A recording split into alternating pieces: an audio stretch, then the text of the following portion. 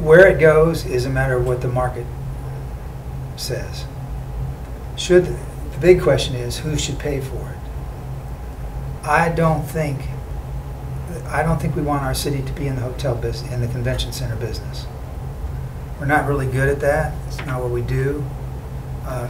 Some of the proposals that we've seen to date involve the city, the developer building the convention center and then selling it to the city. Well, that's the same as building it yourself, as far as I'm concerned. It's a tax thing.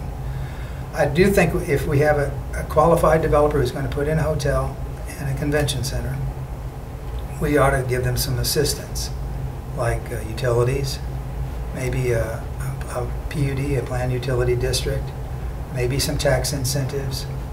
There are some things we could do in kind. I think we could encourage that. But as far as hanging this community with a 12 to 16 to 18 $million bill for the next 20 years, I don't think that's wise. I think if we really can support it, private investors will come in and do the job.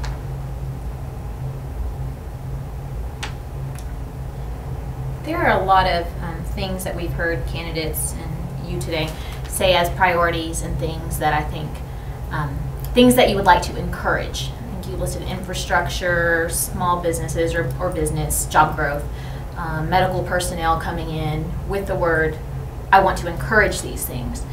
What does it mean after your time spent on council and time that you hope to have on council, what does that word encourage mean practically as a council member, as far as what you do to see those things come into fruition? I don't think encourage has a whole lot of weight at all, in my opinion. I think it's what you do and what have we done. Let's take a look at what we've done. This council has been... How does that get done by a single person, whether well, candidate, you know, you've got the idea, it may come from council, and you've got somebody who champions it, and then you've got people who work on relationships and trade and discuss and cuss and come up with yeah, this is something we can support. For example, a really good one is the road paving, street paving. People say our streets are in terrible condition. Probably true. They've been deferred for a long time, but not by this council. We went out and bought a potload of used road equipment, and we're doing it in-house. We're giving you more street per dollar than anywhere, anytime, and we're building more streets than any council in the history of Kerrville, as far as I can tell. That's not encouraging something, that's doing it. We've got the river trail, about ready to turn dirt. That's not encouraging it, that's doing it. I encouraged, kind of interesting, the library. 3 years ago, one of your writers called my house and said, what are your goals for council the next year? And I said, and by the way, he said, I said, well, let me tell you. He said, do you want time to think about it? And I told him I didn't think thinking would help me appreciably. And he said, well, what are your goals? And I said, well, number one, I don't want to see a library budget that doesn't include a bulldozer. That got some attention.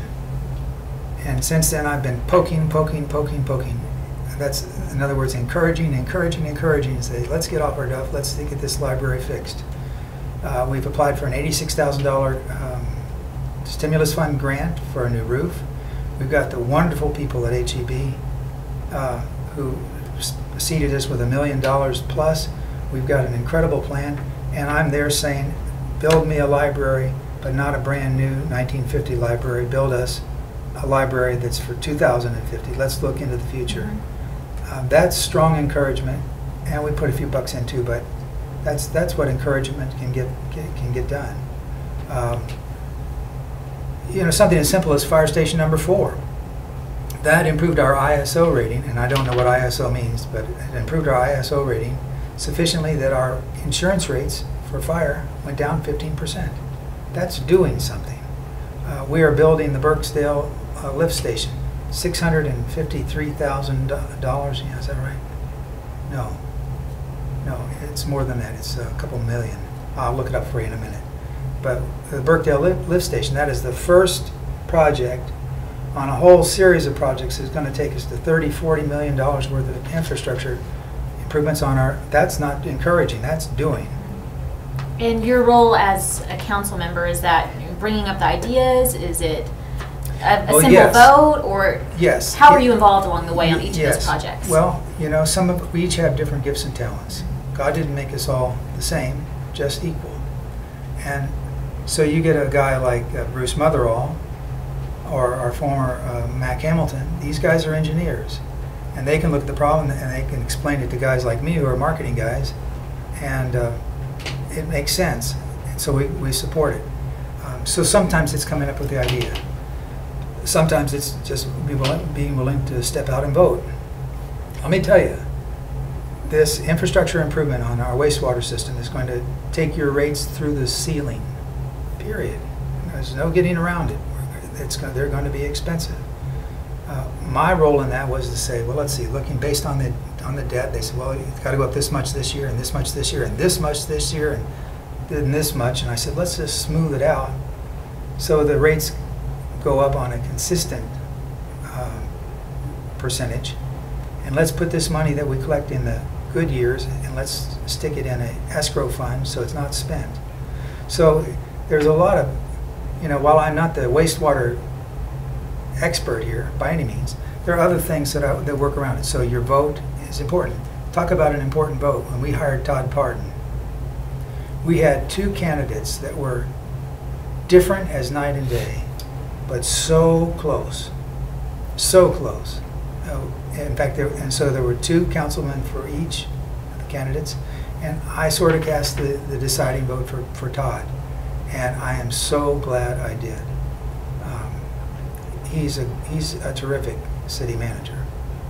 So anyway, council members can have ideas. They can help broker deals, and that sounds kind of smoky room. It's not, but it's relationships. And you say, well, why can't you vote for this?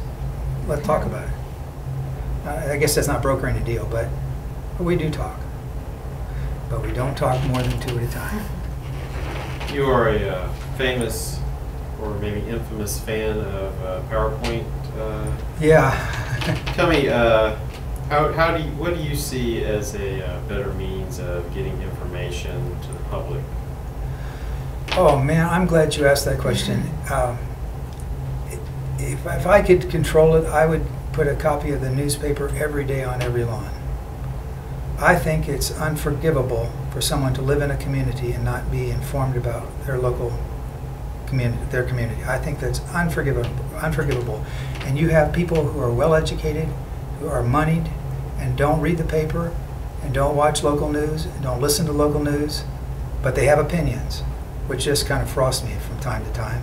But I think the city needs to have an email list that we can send you on a regular basis. If you subscribe on a regular basis, this is what's happening with your city hall. We've got a new website coming up. I'm very excited about your use of video. That's smart. It's about time. I'm glad you're doing it. That's exciting. I think we should use every possible means. We put the water bill in an envelope. We could stick a notice in there about the 911 system or whatever the case may be. I think we need to do everything we can to keep our citizens informed, almost whether they want it or not.